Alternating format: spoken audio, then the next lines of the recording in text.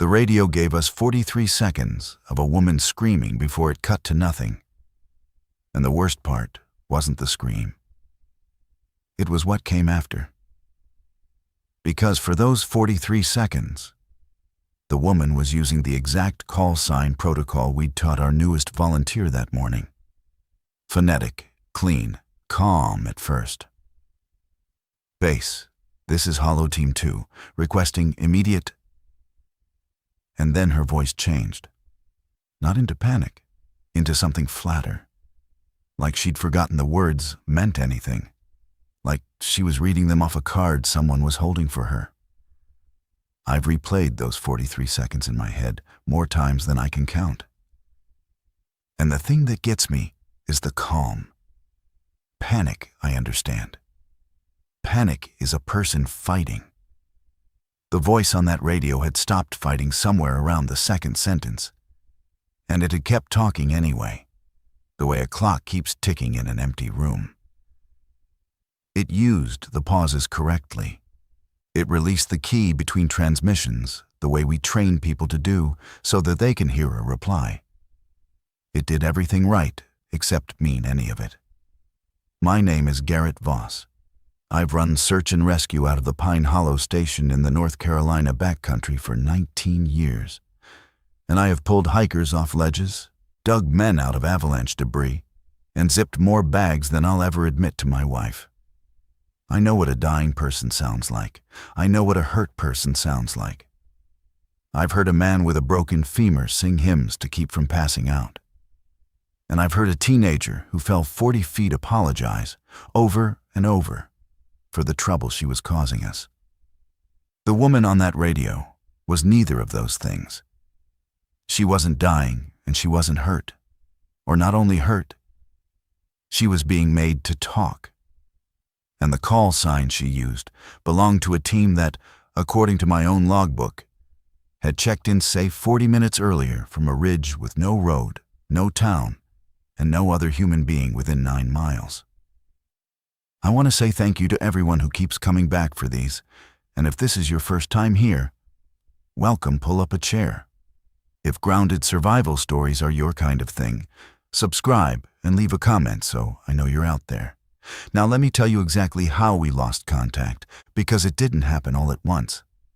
And the slowness of it is part of why it still sits on my chest at 3 in the morning. It started with weather, the way most of our bad days do. We'd been tracking a low-pressure system for 3 days, the kind that crawls up from the Gulf and gets snagged on the Blue Ridge, and just sits there, dumping rain until the creeks forget where their banks are. I'd watched it on the old radar feed in the station office. A slow green bruise spreading north, stalling out right over our county the way these systems love to do. Pinned against the mountains with nowhere to go. By the second week of October, the leaf peepers were thinning out. The big color already past its peak and going to rust. But there's always somebody. Always one more person who reads moderate difficulty on a trail app and decides their knees and their boots and their 40-ounce water bottle are up to 14 miles of root and rock. That week, it was a family of 4. The Aldermans, out of Charlotte. They'd told the ranger station they were doing an out and back to Sable Knob and would be down by Thursday afternoon. Thursday afternoon came and went. So did Thursday night. Friday morning, the husband's sister called the sheriff, and the sheriff called us, because we're the ones who actually know that country. The official trail map shows maybe a dozen named routes through that section of the Nantahala. The real map, the one that lives in the heads of old-timers and game wardens and the handful of us who've spent 2 decades walking it, shows hundreds. Old logging grades, moonshiner traces, CCC paths from the 30s that the Forest Service stopped maintaining before my father was born. Gone soft now, marked only by the way the second growth runs in suspiciously straight lines, if you know to look. A family from Charlotte could step off the marked trail to find a flat spot to pee and be genuinely, permanently lost inside of 90 seconds. People don't believe me when I say that. They think getting lost takes effort. It takes the opposite. It takes one wrong turn around one rhododendron thicket, and the mountain closes behind you like water. We mustered 19 volunteers that Friday. That's a good number for us. We're not a big operation. Pine Hollow Search and Rescue is a converted fire station. 2 bay doors that still stick in cold weather. A kitchen that always smells like burned coffee no matter who's on the pot. A wall of topo maps gone soft and furred at the folds from 40 years of fingers tracing the same drainages.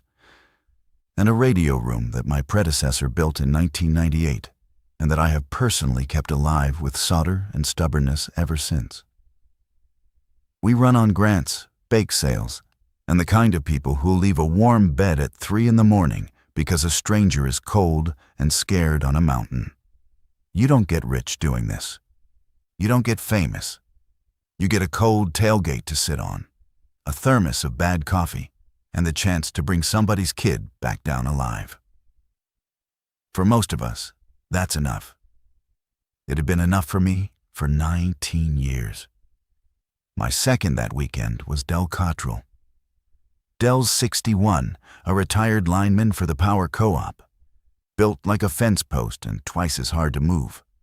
And there's not a man alive who understands radio propagation in mountain terrain better than he does.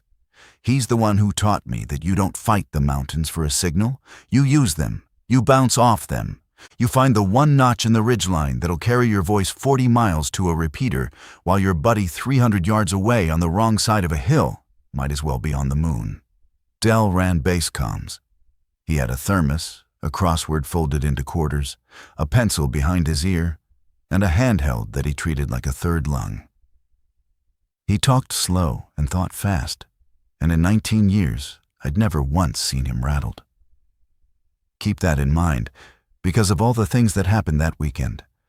The sound of Del Cottrell scared is the one I least expected to hear. We had 2 married volunteers I trusted with anything, Ruben and Marisol Espinoza, who'd been doing this almost as long as I had. They moved through the woods like they were 2 halves of the same animal, hardly needing to speak, one always knowing where the other was. We had a paramedic named Tova Brandt, who could have made 3 times the money in a city ER, and chose instead to live in a cabin with no cell service and run into the woods after broken people. Tova was all elbows and opinions, and the steadiest hands I've ever watched work a wound by headlamp. We had a kid named Lanus Park, 24, on his 4th call-out, eager in the way that makes you nervous and proud at the same time. The kind of young man who'd volunteer for the worst leg of any search just to prove he could take it. And we had the new one. Her name was Cady Renfro, 28, a nurse, just moved up from Asheville, doing her first real search after 3 months of training. Sharp, calm, the kind of recruit you're grateful for because they actually listen, who writes things down the first time you say them, who asks the smart question instead of the question that makes you wonder how they tied their own boots. I split us into 4 teams. Standard grid. Each team carried a baseband radio, 2 handhelds, GPS units, a medkit, marker tape, and we had a check-in protocol that we never, ever broke. Every team called base on the hour and the half hour, name, position, status. 3 letters, O for OK, H for hold, M for Mayday. Simple enough to say with cold hands and a dry mouth. Simple enough that you could get it out even if your teeth were chattering so hard you could barely talk. Del logged every one in a green spiral notebook with the date written on the cover in his blocky lineman's print. That notebook was the closest thing we had to a heartbeat for a search. As long as the check-ins came in, the operation was alive. The morning we lost contact, I had no idea how loud a missed check-in could be. The rain started around noon. By 2, it was the real thing. Sheeting down, the kind that finds the gap between your collar and your hood and runs down your spine in a cold thread. Visibility dropped to maybe 40 feet. Past that, The world just went to gray gauze. Tree trunks fading into nothing, the tops of the ridges erased entirely so you couldn't navigate by them anymore. The creeks came up fast, the way mountain creeks do, going from ankle-deep clear to thigh-deep brown in the space of an hour, carrying sticks and leaves and the occasional whole branch tumbling end over end. I remember standing at the trailhead at Sable Knob, hood up, water running off the brim of it in a steady curtain in front of my face, looking at the way the creek was already starting to braid across the path where it had jumped its channel, and feeling that old tightening in my gut. The smell of it is what I remember most. Wet rock and rotting leaves and that mineral tang that comes up out of the ground when it really rains in those mountains. The smell of the dirt itself getting saturated. We had 4 teams spread across 9 square miles of vertical, soaking terrain, looking for 4 people who didn't want to be lost and didn't know how to be found. I took Team 1 myself, with Linus and Tova. We went up the east ridge toward the knob, working the most likely route the family would have taken. The east ridge is brutal in good weather. Switchbacks cut into a slope steep enough that you're using your hands half the time, and in that rain it was a staircase of running mud and slick root. Linus took point, young legs, and Tova and I followed, calling the family's names into the gray every 100 yards or so, stopping to listen, hearing nothing but water. Reuben and Marisol took Team 3 to the south, down toward the creek drainages where lost people always end up because water runs downhill and so do scared minds. When you're lost and panicking, you follow the water. Everybody does. It feels like a path even when it isn't. And it leads you into the worst, steepest, most tangled ground on the mountain. Dell stayed at base in the radio room with the heater ticking and the green notebook open. And Cady Renfro went out with a man named Hollis Tabor on Team 2, north, toward the high benchland we just called the Hollow, on account of an old settlement that used to be up there before the government bought everybody out in the 20s. That's important, so let me sit on it a second. The Hollow. There's a place up on that benchland that doesn't show up clean on any modern map. A cove maybe a mile across, ringed by ridges on 3 sides, with one narrow throat of a valley letting in at the south. A century ago, there were 40, 50 families up there. A church, a school, a store. People were born and married and buried in that cove, generation after generation, working ground so steep they had to plant corn on a slant. Then the Forest Service came through in the early 20s, condemned the whole watershed for reasons that were never quite clear to the people who lived there, paid everybody pennies on what their land was worth, and let the woods take it back. Now it's chimneys and cellar holes, and the occasional rusted bed frame with a poplar growing up through the springs. The forest up there has a different quality than the rest of the mountain, older somehow. The trees grown tall and the understory thinned out beneath them. And it's quiet, in a way that working forest never is. We don't search it much because nobody hikes it. There's no trail in, no reason to go. Most years it might as well not exist. But the GPS track the alderman's phone had last pinged off of, before they went dark, suggested they might have drifted that way, north and east of where they should have been, and Cady and Hollis were the freshest legs I had, so north they went. Hollis Tabor, I should explain too. 68 years old, lived his whole life in the county, signed on as a volunteer maybe 4 years back. Knew the mountains cold, better than I did, better than anybody I had. Quiet man, widower. He had a way of standing very still and reading terrain that I'd learned to trust. The kind of woodcraft you can't teach. That only comes from a lifetime in one place. I'd never had a problem with him exactly, but there was something about Hollis that I never quite got my hands around. He'd go still sometimes when you mentioned certain places, a stillness different from his reading the ground stillness. A held breath kind of quiet. He'd flat refused twice to search the hollow on previous callouts. Both times he had a reason that sounded fine, too steep, too far, low probability, and both times I let it go because he was right about the probability, and because I had enough on my plate without psychoanalyzing a man who showed up free and worked hard and never asked for anything. That Friday when I assigned Team 2 to the hollow, Hollis didn't refuse. That should have been my first warning, and it sailed right past me. He just looked at the map for a long moment, longer than the assignment warranted, his thumb resting on the throat of the valley where the contour lines pinched together. And then he looked at Cady, this young nurse he'd be taking up into that country. And there was something in his face I couldn't read. And then he said, "All right," in a voice that had something packed down underneath it, the way the ground over a buried pipe sits a little different than the ground around it. And they went. I watched them walk to the trailhead, Hollis setting an easy pace, Cady checking her radio one more time the way new people do. And then the gray took them. The first 3 check-ins were textbook. 2 o'clock. Base, Hollow Team 2. Position northeast quadrant, approaching the benchland. Status Oscar. Dell logged it in his block print, time and call sign, and the single letter O. 2:30 Oscar, position at the throat of the valley, ascending. 3 o'clock Oscar, on the benchland, beginning the grid. Cady's voice all 3 times, clear, professional, riding the static cleanly. She'd taken to the radio protocol fast, faster than most.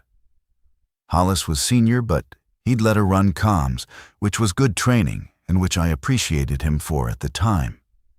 I had it in my head as a small kindness, an old hand giving the new one the reps. I think about that now, how I read everything Hollis did that day as kindness, and how wrong I was about the shape of it. 3:30. Silence. Now, a missed check-in by itself is not a panic event.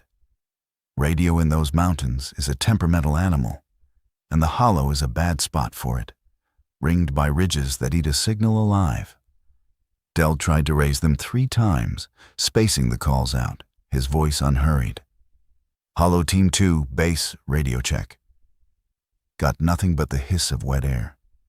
He made a note in the margin of the notebook, a small thing, and we held.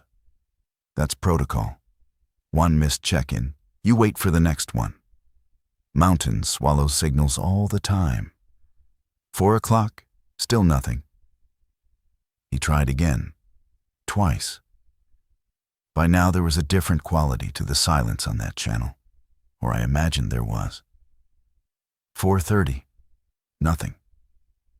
My own team was soaked through to the skin, water squelching in my boots with every step. And we'd found a candy wrapper snagged on a blackberry cane, and then, 50 yards further up, a child's pink mitten lying in the mud of the trail, soaked dark, that told me the Aldermans had come this way, and that at least one of them was a small child. So I had my hands full, and my heart was already up in my throat over that mitten. But I was running 2 clocks in my head now, and one of them was for Cady and Hollis, and it was ticking louder. At 4:40, Dell got something. He told me about it later, sitting in the kitchen with both hands wrapped around a coffee he wasn't drinking.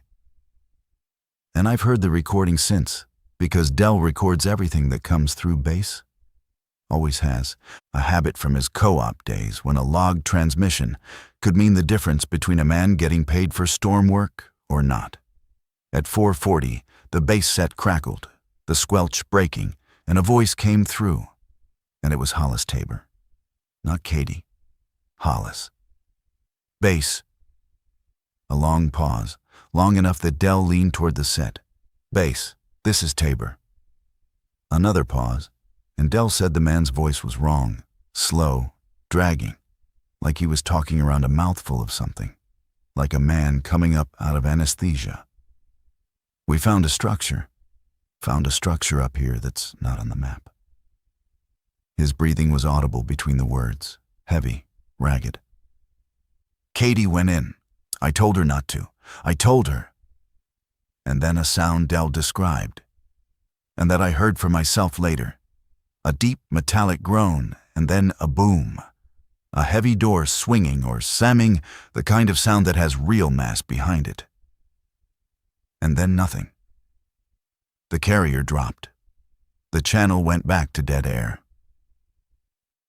Dell called back immediately, his thumb white on the key.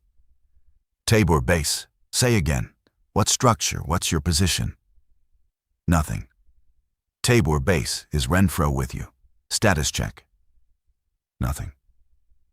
He kept at it for 10 solid minutes, working through every trick he knew, switching repeaters, trying the simplex frequency in case they dropped off the main channel. Then he got me on the team channel, and he told me, in the flat, careful voice Dell uses when he's scared and doesn't want to show it, the voice I'd never heard him use in 19 years, that we had a problem at the Hollow. A structure that's not on the map. I want you to understand how that landed on me. Standing on that muddy switchback in the rain, with a child's pink mitten in my hand. I've walked that benchland twice in 19 years.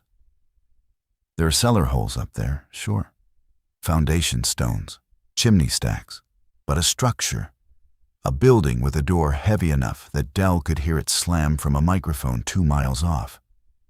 An intact building in the heart of an abandoned cove that the government cleared 100 years ago that did not exist. It could not exist. I'd have known. The game wardens would have known. Hollis would have known. And Hollis knew that country better than any man living. The contradiction of it is what froze me. Not fear yet. Fear came later. Right then, it was just the cold logic refusing to fit together. Two true things that couldn't both be true. The way you feel when you reach for a step that isn't there. I made a fast decision, and I've turned it over 10,000 times since. I pulled Team 1 off the Alderman search. I left Linus with a roll of marker tape and instructions to keep working the pink mitten lead toward the knob, slow and methodical, because a lost child is a lost child, and the clock on hypothermia in cold rain doesn't stop for anybody, doesn't care about radios or buildings that shouldn't exist. I gave him a hard look and told him not to go off the ridge, not to follow the water, to call base every 15 minutes, whether he found anything or not. He nodded, soaked and serious, suddenly looking younger than his 24 years. And I took Tova, the paramedic, and we turned north for the Hollow, double time, in the rain, with maybe 2 hours of usable light left and a long way to cover. If you've ever had to choose which emergency to abandon, you know the specific sickness of it. There's no clean version of that choice. Every step north was a step away from a 6-year-old in a pink mitten somewhere on that mountain. I told myself the team I had on the Hollow was 2 trained adults and the family was 4 civilians, so the family stayed the priority. So leaving Linus on that lead was the correct allocation of resources. That's the language we use, allocation of resources, because it lets you do arithmetic instead of feeling. I told myself a lot of things on the way up. The truth, the one underneath all the arithmetic, is that I went north because something in Hollis Tabor's voice on that recording had gotten its hooks into me. The wrongness of it. The way a man I'd worked beside for 4 years sounded like a stranger wearing his throat. And I needed to see what was up there. I needed it the way you need to look at the thing under the bandage, even when you know it'll be bad. It took us 90 minutes to reach the throat of the valley, hard going the whole way, the light failing earlier than it should have under that ceiling of cloud. By the time we got there, the rain had eased to a steady, soaking drizzle, almost a relief after the downpour. The sound of it gone from a roar to a hush. The throat is exactly what it sounds like, a narrow defile maybe 60 feet across where 2 ridges nearly meet, the only way into the cove unless you want to climb. You pass through it, and the land opens up into the hollow. I'd forgotten how it felt to come through there. The wind died first, just stopped, cut off by the ridges. Then the sound changed. The mountain behind us was full of noise, running water, dripping trees, the general restlessness of a forest in a storm. Inside the hollow, it was quiet, in a way the rest of the mountain wasn't. A heavy, padded quiet, like the ridges were holding their breath, like the cove was a room with the door shut. Tova felt it too. I saw her slow, saw her head come up, that animal alertness good medics have. Neither of us said anything about it. There wasn't anything to say. We found Cady and Hollis's first track marker right where it should have been. A strip of fluorescent orange flagging tape tied to a rhododendron at the valley mouth. The standard way we mark a team's route so a relief team can follow. Good. Procedure. Whatever had happened, they'd been doing it right up to here.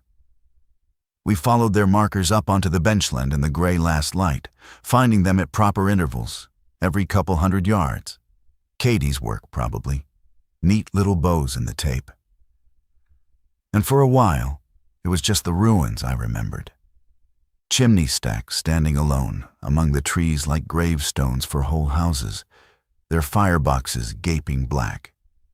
Square depressions in the ground where cellars had caved in on themselves. A flat stone doorstep with nothing behind it, worn in the center by 100 years of feet that were all dead now. The bones of the old church, 4 courses of fieldstone and nothing above. A young hemlock growing up dead center where the pulpit would have stood. And then the markers stopped. The last piece of flagging tape was tied to a young oak at the edge of a clearing I did not remember. A clearing that shouldn't have been there, because the hollow had been left alone for 100 years, and 100 years of Appalachian forest does not leave you clearings. The forest fills every gap it can reach. This one was maybe 60 feet across, roughly circular, and the ground in it was bare, not grassed over. Bare dirt and gravel with only a few stubborn weeds. The trees around its edge leaned away from the center, all of them, the way trees lean away from a road cut or a power line easement, the way trees grow when something underneath keeps roots from going where they want to go. Something underground was keeping that ground bare. And in the center of the clearing, half sunk into the slope where the benchland started to rise toward the back ridge, was the structure. It was concrete. Not fieldstone, not log, not chestnut timber, not anything that belonged to the people who'd farmed this cove and worshipped in that fallen church. Poured concrete, weathered to the color of a storm cloud, streaked with rust where the rebar had bled through. With a flat roof barely cresting the rise of the hill so that from any distance, from the ridges, from the air, it would read as nothing more than another low hummock in the ground. Whoever built it had wanted it not to be seen. And they'd succeeded for a long, long time.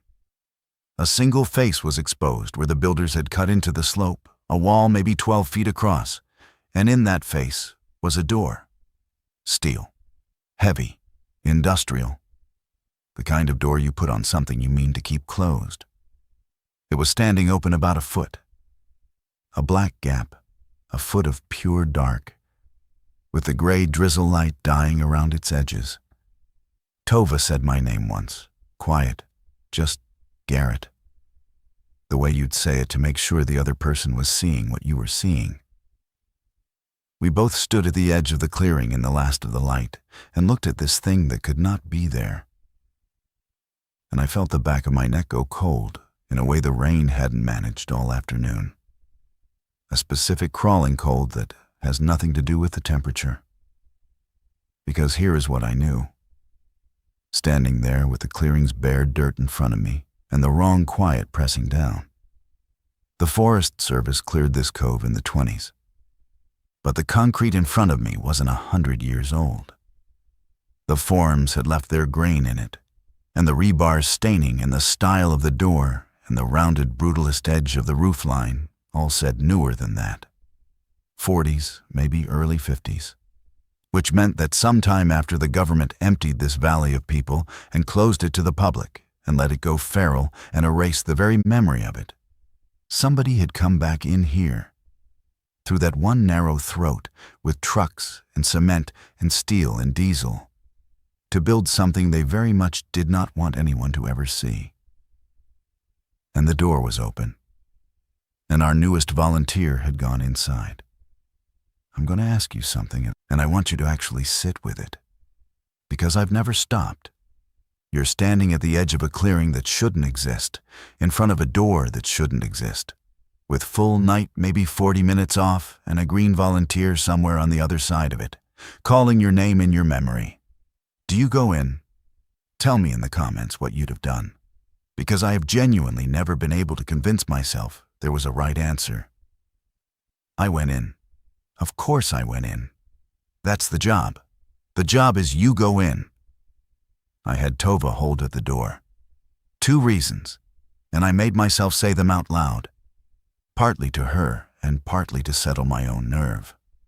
1, if something happened to me down there, I needed somebody outside who could run for help, somebody who hadn't gone into the same hole I had, and who could get back to the throat and raise base from the high ground. 2, Tova was the medic, the best I had. And if I found Cady hurt, I'd want to be able to call her in to exactly the right spot, rather than have us both blundering around in the dark, burning up the one resource I couldn't replace. Tova didn't like it. She's not a person built for standing still while somebody else takes the risk. And she told me so, flat. I don't love this, Garrett.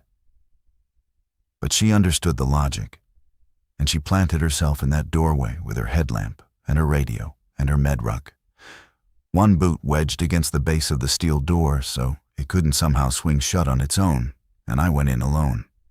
The door was steel plate, maybe 4 inches thick, hung on hinges the size of my forearm, each one a casting that must have weighed 40 pounds. It had been engineered to seal. There was a wheel on the inside face, the kind you'd find on a ship's hatch or a submarine bulkhead, geared to throw bolts into the frame all the way around. And there was a rubber gasket set into a channel around the frame.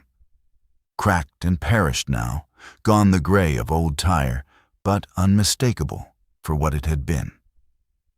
This was a pressure door. You do not put a pressure door on a root cellar. You do not put one on a storeroom or a bunker for hiding from a storm. You put a pressure door on something you are afraid will get out, or something you are afraid will get in. And either way, it tells you that the people who built this place were afraid, and that they had budget, and that their fear had a shape specific enough to engineer against. Inside, a short concrete passage ran level for maybe 15 feet and then dropped away into a stairwell. My headlamp, the good one, 200 lumens, caught steel handrails painted institutional gray. The paint blistered and peeling with damp. The walls were close, the ceiling low enough that a tall man would stoop. But the thing I noticed most, the thing that stopped me 3 steps in, was the air coming up out of that stairwell. In 19 years of crawling into caves and culverts and collapsed mine shafts and the crawl spaces under flooded houses, I have smelled a great deal of underground air. And I know what it's supposed to be. It's supposed to be wet. This was different. It was cold, much colder than the wet October evening behind me, a dry refrigerated cold that rolled up the stairs and over my hands. And it was faintly chemical, an old smell, antiseptic and metallic at once, like the inside of a freezer that hasn't been opened in years. That stopped me cold, that air, because it broke another rule the world was supposed to follow. A sealed concrete structure abandoned in a watershed that gets 70 inches of rain a year should be a swamp. It should drip. It should run with groundwater and reek of mildew and standing water and rot and the green smell of things growing in the dark. This air was cold and dry and clean and chemical. which meant only one thing. A thing my mind kept trying to reject, even as I understood it. Something was still running down there. I called Cady's name into the stairwell. Cady, Cady Renfro. My voice went down the steps and didn't come back, no echo, just swallowed by the concrete and the cold. I keyed my handheld out of habit and got Tova, a foot of static, and then her voice, close and tinny. Still here. You good? Going down, I said. Air's wrong down here. It's cold. Something's keeping it cold. A pause. What's that mean? Means power, I said. Means somebody's still got something running. She didn't have anything to say to that, and neither did I. I started down. The stairs descended 2 flights, switchbacking on a concrete landing halfway, and led out into a corridor. And this is where the wrongness of the place really took hold of me and didn't let go. Because the corridor had lights. Not lit dead, every fixture dark, every lens fogged with age. But they were proper recessed ceiling fixtures, with metal conduit running clean and purposeful along the ceiling. Junction boxes at intervals. The entire architecture of a building that had once had real electrical power. In a valley that had never in its history had a power line.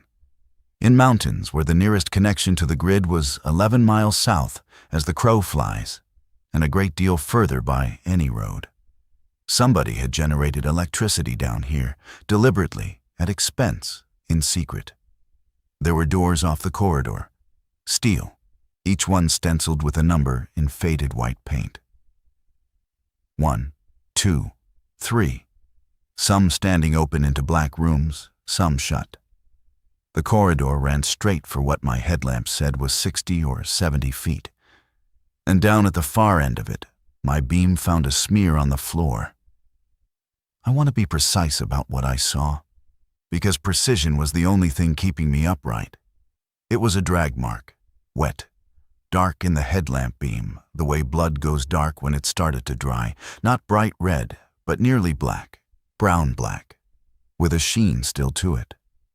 It started at the threshold of a door marked 4, and it ran the length of the corridor toward me, and then turned a corner I couldn't see around, off to the left. And lying in the middle of the drag mark, dropped, abandoned, was a search and rescue handheld radio, the rubberized green case I'd handed out myself that morning from the bin by the bay door. And its little status LED was blinking, the slow, patient green blink of a unit that's powered on, holding charge, waiting for somebody to key it and say their name. Cady's radio, on the floor, in the middle of a blood trail, in a building that could not exist, under a valley that had been empty for 100 years. I keyed my own handheld and got Tova, barely, the signal failing fast the deeper I'd gone. I kept my voice low and even, the way you do on a cliff edge, so you don't spook anybody. Tova, I've got Renfro's radio down here. It's on the floor. There's blood, a drag mark. I'm following it. Static, and then her voice through it, tight as a guy wire. Garrett, listen to me. Do not go around any corner you can't back out of. Good advice, the best advice. I have given that exact advice to other people 12 times. I did not take it. I followed the drag mark to the corner, my boots stepping carefully around the edge of it because some instinct older than sense told me not to walk in it. And I went around the corner, and the corridor opened out into a larger room. And that's where I found the thing that changed what this was, that turned it from a mystery into something I'd have to carry for the rest of my life. The room was a laboratory, or had been once. My headlamp swept across it in pieces, building it up out of the dark a section at a time, and each section was worse than the last. Stainless steel tables bolted to the floor, gone the dull pewter gray of old metal. Cabinets along one wall with glass fronts, most of the glass broken out and glittering across the floor in a field of fragments. a fume hood, dead, its sash half raised. And the far wall, the long wall, was lined with what I first took to be lockers and then understood, as my light moved slowly across them and my mind caught up, to be something much, much worse. They were cells, small ones, steel mesh on steel frames, a row of them down the entire length of the wall like kennels at a pound, each one maybe 4 feet on a side, too small for a person to stand in, just big enough to hold one curled up. Some of the mesh was intact. Some of it was bowed outward, blown out. The steel deformed and peeled back as if whatever had been inside had pushed and pushed and pushed against it until the metal itself gave up. The drag mark ran across the floor of this room through the broken glass, the dark trail picking up glittering fragments as it went. And it ended at the open door of the last cell in the row. There was no body. That was the part my mind kept circling. There was Cady's radio behind me in the hall. And there was this blood trail, real and recent. And at the end of it, an empty, open cell with its mesh peeled back, and no body anywhere. I stood in that lab with my one cone of light cutting the dark. And I understood 3 things, almost at once. And they arrived in a stack, like stones dropped one after another into a deep well, each one taking a long, sickening moment to hit bottom. The first was that this was a government facility. The stenciled numbers, the institutional gray paint, the 4-inch pressure door, the climate control still somehow running. The rows of cells, none of that gets built by a private person, by survivalists, by anybody operating on their own. That takes appropriations. That takes clearances and contracts and the kind of money and secrecy only a government can bring to bear, on land that same government had deliberately emptied of every witness a generation before. The second thing was that whatever this place had been built to study or hold, they had built it to hold it underground, behind a ceiling door, behind steel mesh, behind a generator and a climate plant, in a valley with exactly one narrow throat for a way in and out. You do not take those precautions for documents or equipment or even for people. The third thing, the one that turned the strength in my legs to water, the one I felt in my stomach before I'd fully thought it, was that the climate control still ran, and the door had been standing open to the outside, and every cell I could see was empty. I'm going to step out of the dark for 1 second, because I think some of you are way ahead of me right now, and some of you are right where I was standing. And I genuinely want to know. Drop a comment and tell me where you're listening from. And then tell me honestly, at that exact point, with that radio at your feet and those empty cells in front of you, would you have kept going to find Cady? Or would you have turned around right then, climbed back up those stairs, and pulled everyone off the mountain to call in the National Guard? I went deeper. I want to believe it was loyalty to a volunteer who trusted me to bring her home. Some days, I think the truer answer is that I simply could not make my own legs walk back up those stairs without knowing what was at the end of that blood. I went deeper because the blood trail did. Past the lab, a heavier door, a second internal pressure door, stood half off its top hinge, hanging at an angle, and beyond it the corridor changed character entirely. The institutional gray gave way to a section that had clearly been built later, or heavily renovated at some point. The concrete patched in lighter rectangles, newer conduits spliced clumsily into the old runs with junction boxes that didn't match. There was a room off this stretch with a generator in it, a big diesel unit on a concrete pad, an industrial thing the size of a small car. And it was the source of the cold, dry air, because beside it sat a climate plant, compressors and coils and ducting feeding up into the ceiling, the whole mechanical lung of the place. The generator wasn't running. It was silent, cold to the touch, when I laid my hand on its housing. But on the climate control panel, set into the wall, one small green LED was lit. Just one. A pinpoint of living green in all that dark.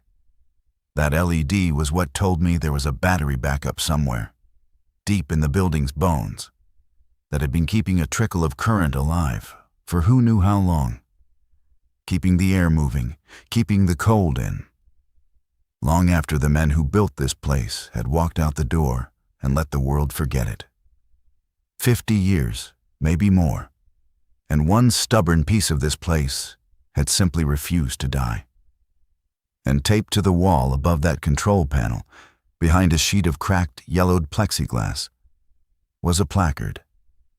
Faded, water-stained at one corner where some long-ago leak had found it, but readable.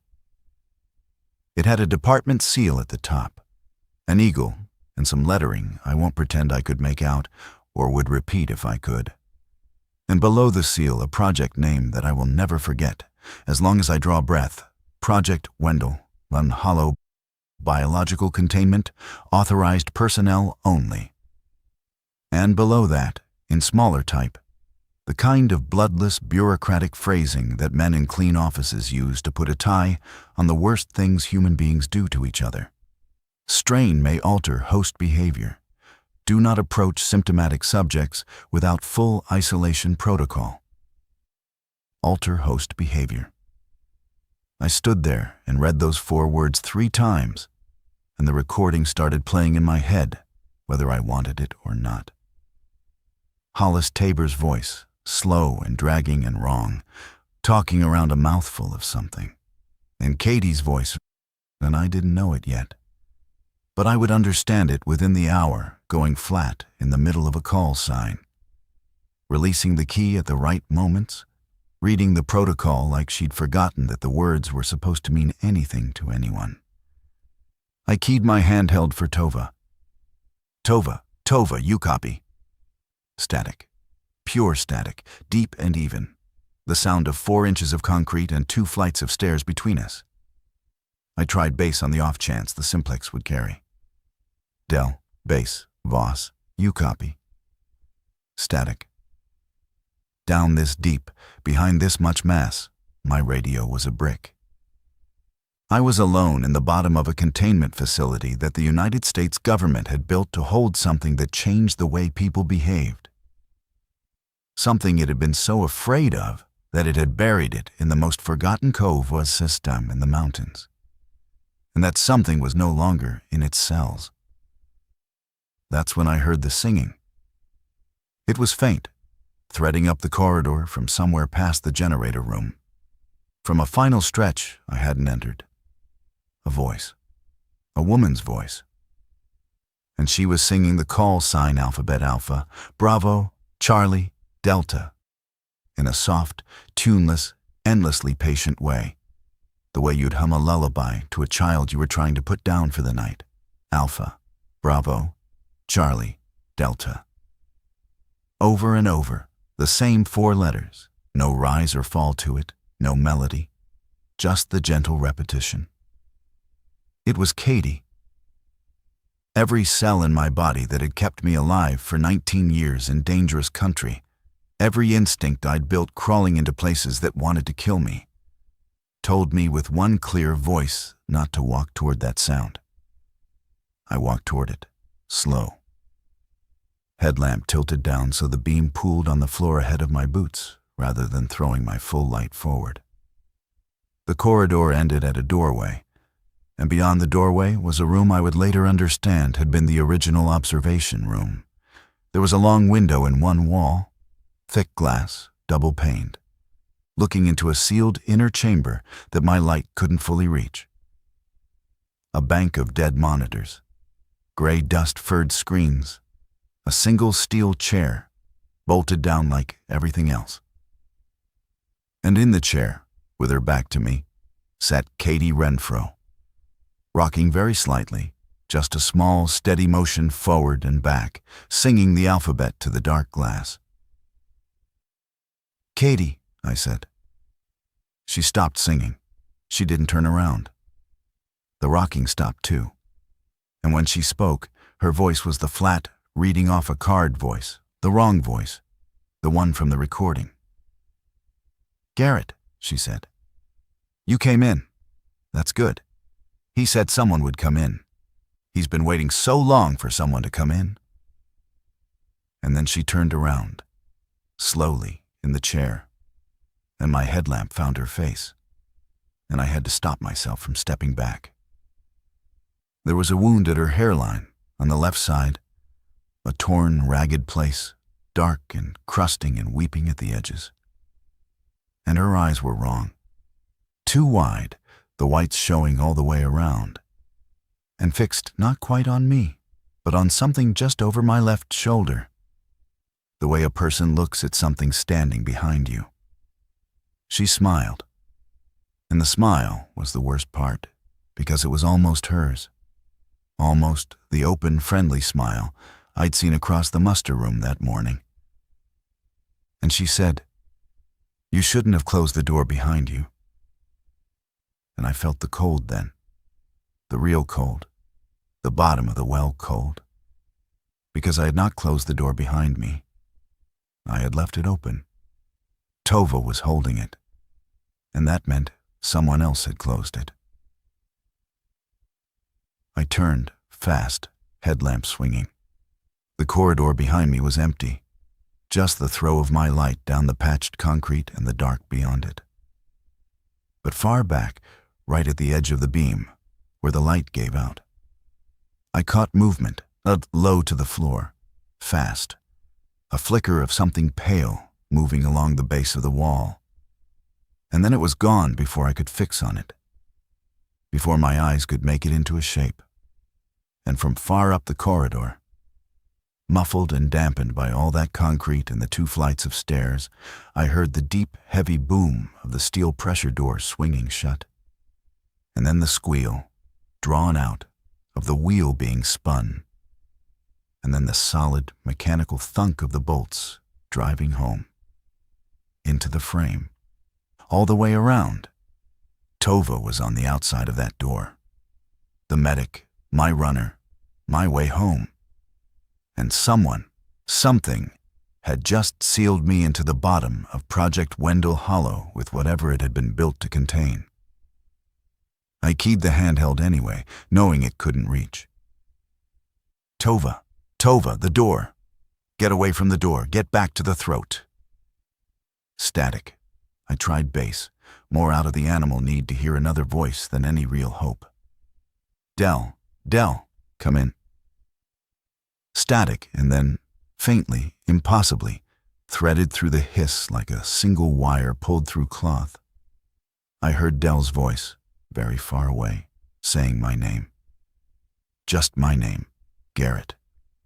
And behind his voice, behind it and under it, I heard a sound I had already heard once that day, on a recording I'd believed was a recording.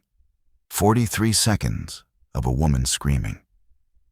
Except now I understood, standing in the cold with Cady's wrong eyes on my back, that it had never been a recording. It was happening. Somewhere up top, up near the door, near Tova. It was happening again, in real time, right now. Let me back up because the thing wearing Cady's face, the strain wearing her calm, started talking. And what it told me filled in the rest. And I need you to have it in the order I got it. Slow piece by slow piece, because the order is exactly how the fear built in me, brick on brick. She told me, in that flat, patient voice, about Hollis. She and Hollis had found the clearing the same way I had, followed the leaning trees and the bare ground to the door, and found it shut and sealed. And Hollis had known. That was the first brick. Cady said that the moment Hollis Tabor came through the trees and saw that concrete face and that steel door, the color had gone out of him, all of it, and he'd stopped dead. And he'd told her they were leaving. "Now, turn around, we're going back down." And Cady, being new, being conscientious, being exactly the kind of recruit you pray to get, had not just obeyed. She'd asked him why. Because we train them to communicate, to share what they know. And Hollis had stood there in front of that door and not been able to answer her. And while he was failing to answer, the door had opened. From the inside. I want you to sit on that the way I had to. The door opened from the inside. Cady said a man came out, an old man, older than Hollis by a good margin, ancient, in the rotted remains of a jumpsuit, a uniform, gone to rags and dark stains, with a name tape over the breast so faded she couldn't read it. And the old man had looked at Hollis, looked right at him across that bare clearing in the gray light, and said, "You came back." 3 words. And Hollis had answered with a name, the old man's name, said it out loud. And that was the moment Cady understood that Hollis Tabor had been here before. That Hollis was one of the reasons there was a building in this cove that couldn't exist. Hollis Tabor, 68 years old, county-born and county-bred, who'd refused twice to search the hollow, who'd gone gray at the assignment and said all right, in a voice with something packed underneath it like dirt over a pipe. Hollis had worked here, back when this place was alive and live and doing whatever it did. He'd spent 40 years living a few miles from a thing sealed in the ground, knowing exactly what it was, saying nothing to anyone, and quietly, carefully, steering every single search away from this cove for as long as he'd been a volunteer, until the one day, this day, the lost family's track ran north, and I gave the assignment, and he couldn't refuse it without explaining why. And the why was unspeakable. The old man's name, the one Cady couldn't fully hold on to through the fog already settling over her mind, doesn't matter as much as what he was, what he'd become. He was the last of them. The last of whatever skeleton crew got left behind when somebody up the chain decided Project Wendell Hollow was finished, a mistake, a liability, and ordered it shut down and walked away from and scrubbed off every map and out of every record. But he had not been left behind alone. He had been left behind with the subjects, in the cold, in the dark, behind the sealed door, with the generator, the battery bank, and a climate plant designed to keep things slow. And the strain that altered host behavior had altered him too. Of course it had, slowly across decades, the cold holding it back just enough that it took its time, turning him into something that was still mostly a man in shape and partly a host in fact, and entirely, monstrously patient. Patient enough to sit behind a 4-inch door for 50 years and wait for someone to open it from the other side. Patient enough to recognize, when Hollis Tabor of all the men in the world finally walked back into that clearing, the one face he had been waiting half a century to see again. Cady said Hollis went in willingly. That's the part that I still can't put down, the part that wakes me up. The old man said something to him, low, quiet, just to Hollis. Words Cady couldn't catch, and Hollis Tabor walked through that door under his own power, on his own legs, the way a man finally walks toward a debt he's owed and dreaded for 40 years and is, in some terrible way, relieved to pay at last. And Cady, doing her job, being the volunteer I'd trained her to be, trying to stop a teammate from disappearing alone into an unknown structure, had followed him to the threshold and put her hand flat on the cold concrete of the doorframe to lean in and call after him. And that was enough. That was all it took. The wound at her hairline came later, in whatever happened after. But the strain itself doesn't need a wound. It doesn't need much at all. A breath of the wrong air pushing out past that open door. A palm laid flat on a surface that 50 years of cold hadn't been able to make clean. It had her inside the hour, the placard strain that alters host behavior moving through her while she sat in that chair learning to sing the only 4 words her flooding mind could still hold on to. Now I was standing in the observation room, at the bottom of the world, with a half-turned Cady between me and the only corridor I knew, with the way out sealed and locked above me, with Tova's fate uncertain at the top of a stairwell I might never see the top of again. And the only weapon I've ever really had, the only one, was thinking. So I made myself think. I made myself stand still in the cold, with that thing's two wide eyes finding the place just behind my shoulder. And I reasoned it through, because reasoning was the one thing left that was still mine. Here is what I worked out, in the cold, with my headlamp painting the wound at Cady's hairline. The climate plant ran on battery backup off a dead generator. That single green LED meant batteries, and batteries meant stored charge, and a control panel meant the air handling could be commanded, switched, shut down. And the air handling, in a building designed from the concrete up to contain something biological, was the entire game.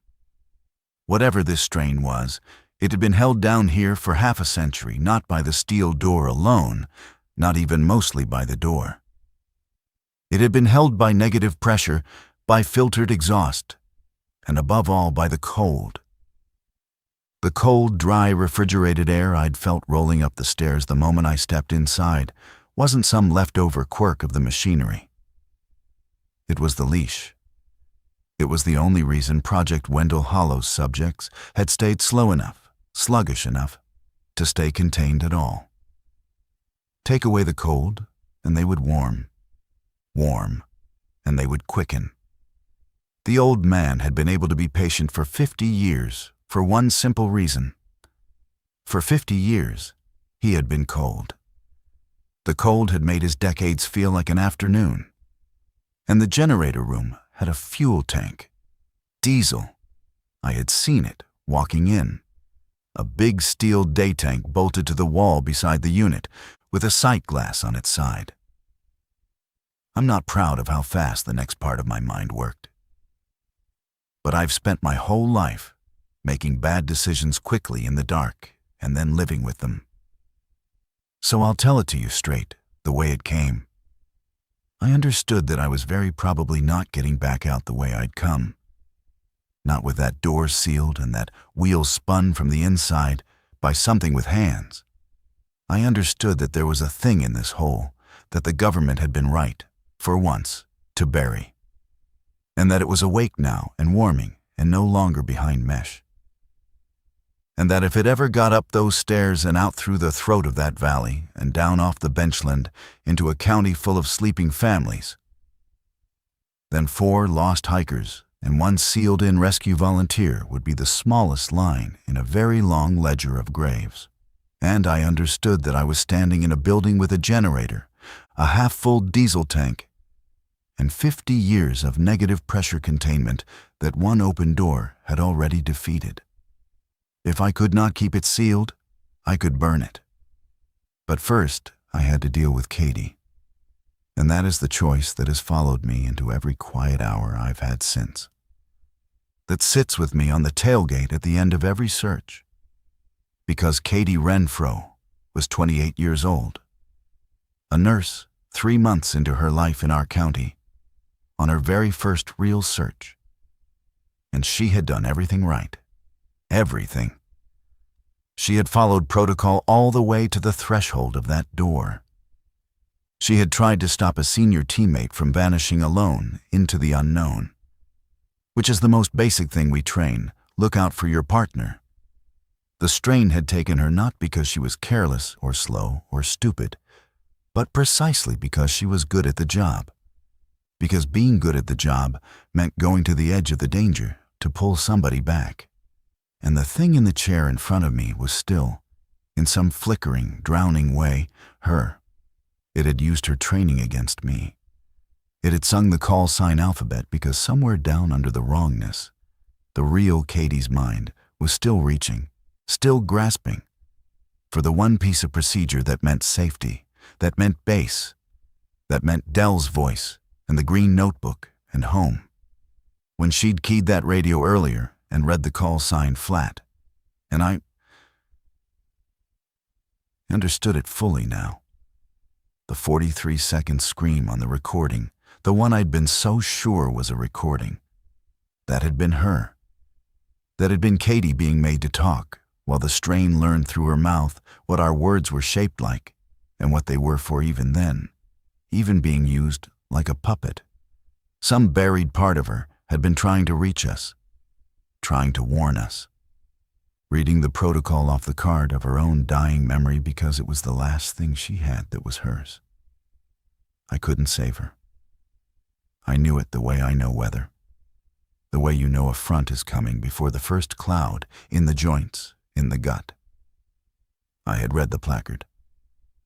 Do not approach symptomatic subjects. There was no medic in the world, not Tova, not the best trauma team in the best hospital in the country, who was going to undo what 40 years of cold and strain had done to the old man, or what 1 hour had done to Cady. And if I burned this place, to keep what was in it in the ground forever, I burned her with it. There was no version where I carried her up those stairs. There was no version where she came up those stairs as Cady.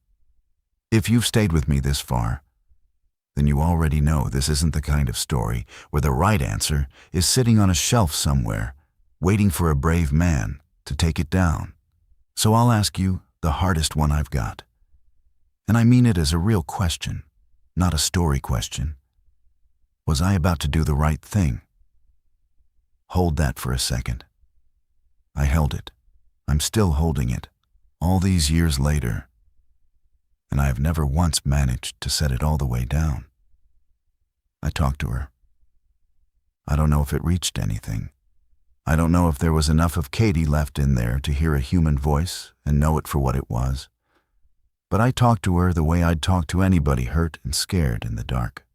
Low and slow and steady, the voice you use to keep a person with you on a long carryout. I told her I was here. I told her she'd done her job, that she'd done it right, that nobody could have done it better. I told her Base had her check-ins logged, every one of them, that Dell had her down as Oscar all the way up the benchland in his block print in the green notebook, that she'd done everything we'd asked of her and more. And something moved in her face when I said it. The two wide eyes narrowed, just for a second, came in towards something that was almost a person, almost focused on me instead of on the dark over my shoulder. And she said in a voice that cracked and broke and was suddenly, agonizingly her own, "Garrett, it's so cold. Why is it so cold?" And then, smaller, "Don't let me." And she didn't finish it, couldn't finish it. And the flatness came back down over her like dark water closing over a stone. And her eyes went wide and wrong again and slid off me. I made my choice. I moved past her, fast, toward the corridor, toward the generator room and that green LED.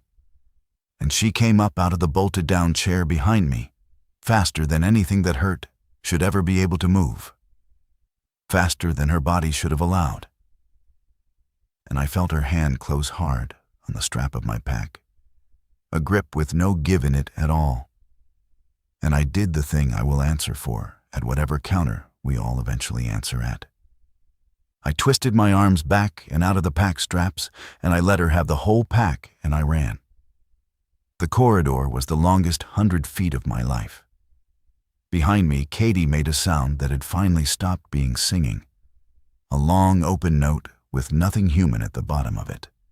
Ahead, the green LED on the climate panel was a tiny, steady star, pulling me forward through the dark. I went through the heavy, half-hinged door into the generator room and got my shoulder into it and forced it shut against its sagging hinge and through the manual bar I'd noticed on the way in. A steel drop bar of exactly the kind these rooms have, so that a worker servicing the generator can't get accidentally sealed inside by a door swinging shut, except now I was using it backward, using it to seal something out instead of keeping myself from being sealed in. Cady hit the door from the other side. once. The steel rang like a struck bell, the whole door shuddering in its frame. Twice. Then she stopped. And then I heard her, very close now, down at the gap at the bottom of the door, her voice coming through low and flat and patient, start to sing again. Alpha, Bravo, Charlie, Delta, soft as a lullaby through 4 inches of steel. I'm going to tell you what I did in that generator room plainly, without dressing it up in anything, because dressing it up would be its own kind of lie, and you've come too far with me for lies. The day tank had a sight glass running up its side, and in my headlamp the level read better than half full, a column of amber sitting still behind the glass. Diesel doesn't explode the way the movies need it to.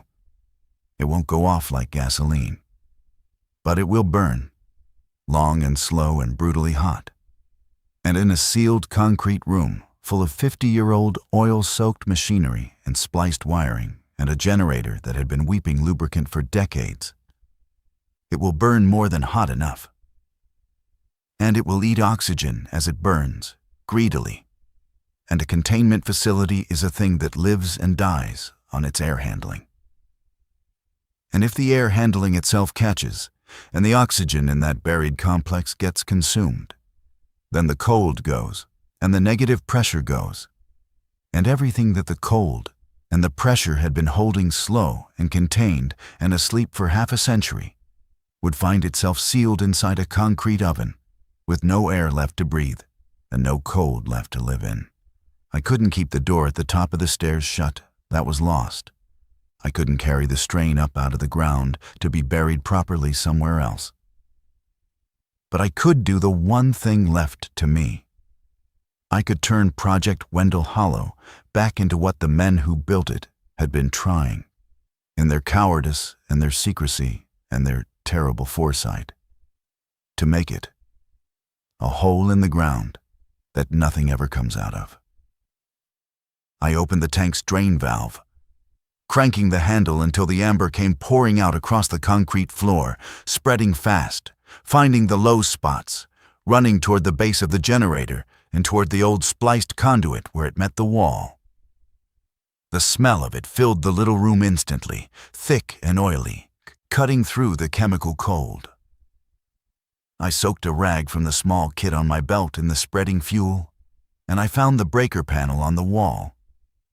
And I understood, looking at the wires running off that single green LED, that there was still live battery current somewhere in this room, real current, and that live current and diesel vapor were the only 2 ingredients I needed, and I had them both. And the whole time, the entire time, through the steel door at my back, Cady went on singing the alphabet, patient and soft and tireless, Alpha, Bravo, Charlie, Delta. And I want you to know that I cried. A grown man, 19 years on the job, hundreds of carryouts, dozens of bodies, standing ankle deep in a spreading lake of diesel in the dark. And I cried because the only kindness I had left to give the newest member of my team, the volunteer who'd done everything right, was to make as certain as I could that she would never come up those stairs as the thing that was eating her alive from the inside.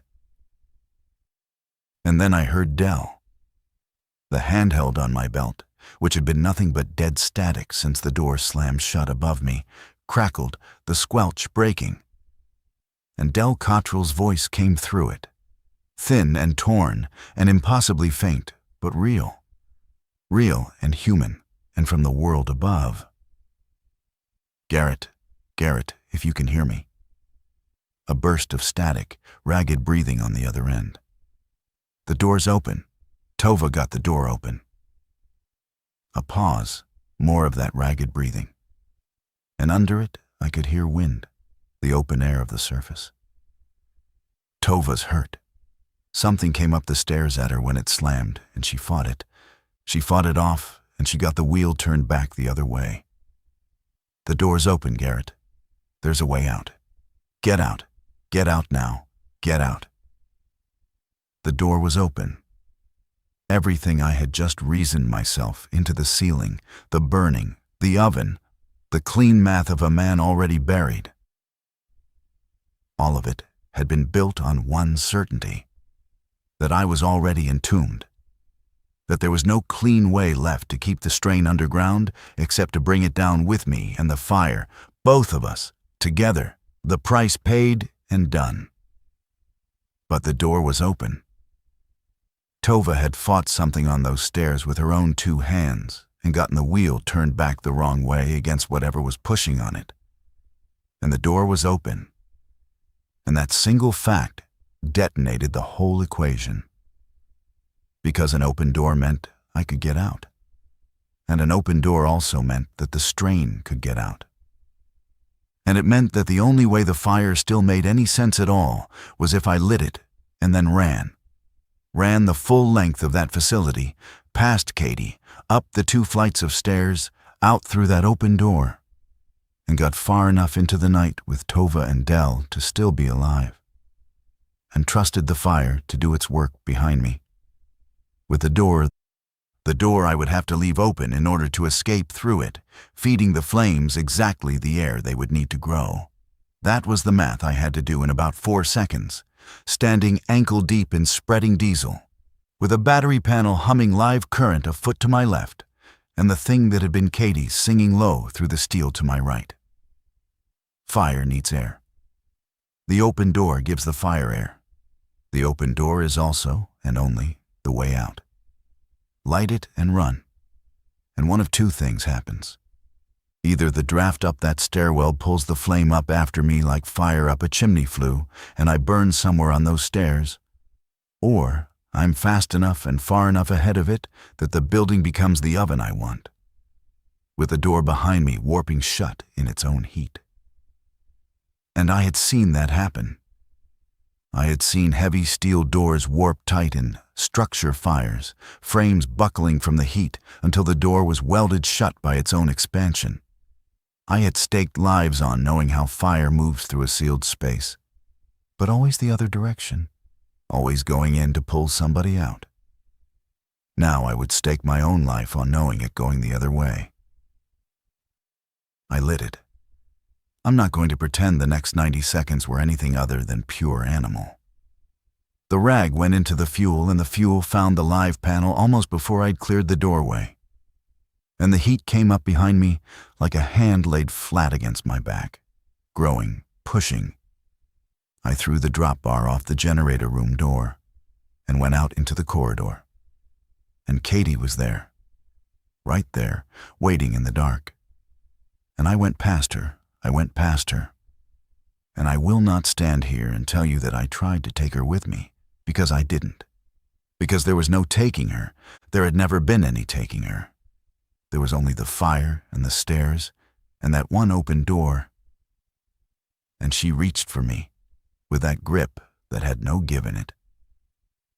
And she missed, her hand closing on air where I'd already gone. And she turned, slow, toward the growing orange light blooming now at the far end of the corridor, where the generator room was beginning to roar. And the last I ever saw of Cady Renfro, in the swinging beam of my headlamp as I ran. She was walking back down the corridor toward that heat, toward the spreading light, the way a person walks toward a fire on a bitter night, toward a hearth, toward warmth. And she was singing. And I have chosen, in all the years since, to believe that some buried, drowning, Cady-shaped part of her was walking into the warm, at last, because she had been, at the end, so terribly and unbearably cold. I ran. Back through the lab, the broken glass crunching and skidding under my boots, past the rows of empty cells with their peeled-back mesh, down the long corridor where her radio still lay blinking patient green in its trail of dried blood. Up the stairwell, 2 flights, switchbacking on the landing, the air already going hot and thin around me, a roar building below and behind me like the whole mountain clearing its throat. The pressure door at the top stood open, just as Dell had said it would be, a rectangle of gray nightlight at the top of the dark, and silhouetted in it, holding the wheel with her one good hand, was Tova.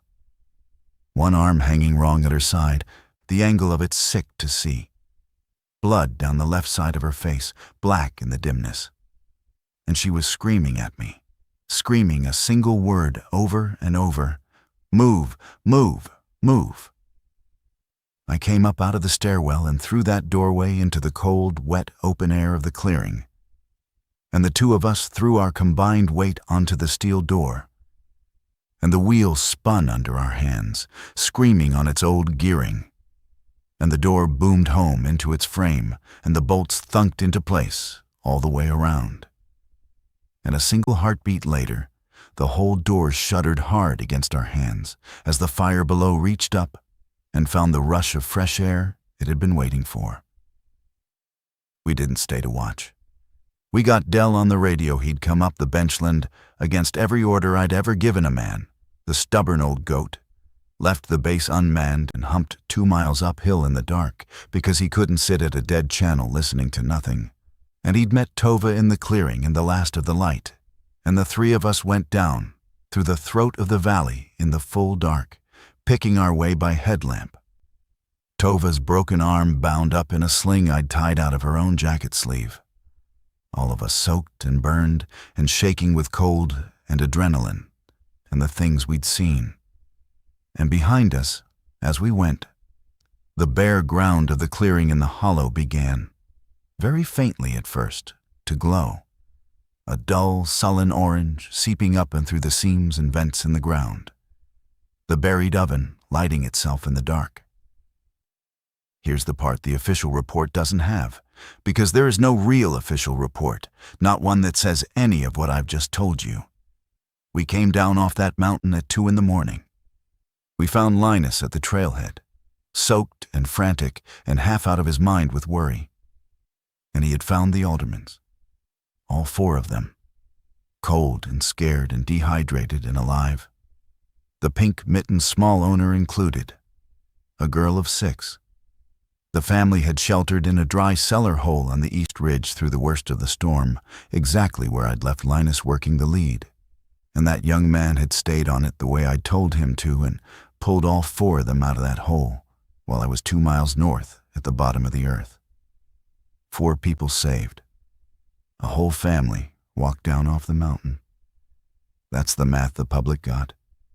And it's true, every word of it. A family of 4 lost hikers found alive by Pine Hollow search and rescue in a bad October storm. A volunteer named Cady Renfro, lost during the search, presumed swept into one of the flooded creek drainages, body never recovered. A volunteer named Hollis Tabor, the same, lost, never found. 2 more names for the wall at the station now, mounted under glass, beside the others we've lost across the years. The fire on the benchland went into the record as a lightning strike in a dry pocket of duff, sparked during the storm, contained by the heavy rain. No structures involved. There are no structures up there. Everyone knows that. The cove was cleared in the 20s. I've made certain the search grids never send another team north of the throat again, the way Hollis used to make certain. And now I understand exactly why he did it. And I understand the weight that man carried by himself for 40 years, walking the same mountains as the rest of us, with that thing sleeping in the ground, a few miles from his porch, steering everyone away from it year after year, saying nothing. And I've inherited that weight from him now, whether I wanted it or not. And I will carry it the same way he did, in silence. Because the only alternative is people with shovels and cameras and clipboards going up there to find out exactly what's left in that hole. Dell kept the recordings, all of them. We listened to them once, the 3 of us, weeks later, on a quiet night at the station with the bay doors shut. And we have never listened to them again. Cady's last real check-in, Oscar, on the benchland, her voice clean and bright and proud of how well she was doing her first real search. Hollis's call about the structure, slow and dragging and already wrong. And the 43 seconds I told you about at the very start, the ones I had believed were a recording playing back and were not. Cady reading the call sign, flat and patient and tireless, while the strain learned. Through her mouth, the shape and weight of our words. We keep them. We keep them locked in a drawer, because someday, if this thing ever does come back up out of that ground, and I will say it again, the cold is gone now. The cold I burned away with my own hand was the only leash it ever wore. Somebody is going to need to know that it was real, that it had a name stenciled on a placard, that good people died holding the door shut on it. Tova's arm healed crooked. She never would let it be reset properly, said it worked fine, and she had no time for it. She still runs into the woods after broken strangers, the same as ever. Linus, made captain 2 years back, deserved it. The best of us now. Dell finished his crossword, eventually, the one that was folded into quarters on the base table that whole long day. And me, I still take the call-outs. I still pull strangers off the mountain in the cold and the dark and the rain. I still log every single check-in in a green spiral notebook, in Dell's same careful block print, because some habits are the only railing you've got. But I'll tell you the one thing that keeps me up at night. And then I'll let you go, because you've stayed with me a long while now, and I'm grateful for it. More than this old voice of mine can really carry. It isn't the cells, or the placard, or the old man in the rotted jumpsuit who waited 50 years in the dark to be found. It's that I left a door open to save my own life. And a fire was supposed to seal that door behind me, for good. Warp the steel tight in its frame the way I'd watched fire do a dozen times to other doors. And I have trusted, for all these years, that the heat did its work, that the frame buckled and welded that hole shut forever. But I never went back to check. I've never once walked back up through that throat. I tell myself it's because there's nothing up there to find, just ash and slag and a scorched concrete hole in the ground. I tell myself the cold was the only thing that ever let it move at all. And the cold is gone, burned down to nothing. But sometimes, late on the radio, on a dead channel with no team out and no call out running and no earthly reason for anything to be on the air at all, base picks up 43 seconds of nothing. Not static, an open carrier. Somebody, somewhere, keying a microphone and holding it down. Patient. Holding it the way you'd hold a door open for someone you have been waiting a very long time to come in. And every single time, just before it cuts out, right at the very end, so faint that Dell swears up and down he only imagines it Alpha. Bravo, Charlie, Delta. I haven't gone back up to the hollow. I don't know if that's the right call even now. I genuinely don't know, and I've stopped pretending to myself that I do. But if you'd carried down out of that valley what the three of us carried down that night, I think you would leave that door alone too. If stories like this one are the kind of thing you want more of, then you already know where to find me. I'll be at base, logging the check-ins one at a time the way I always have, keeping the channel clear and listening the way Hollis Tabor must have listened for 40 long years, for the day something finally asks to come in.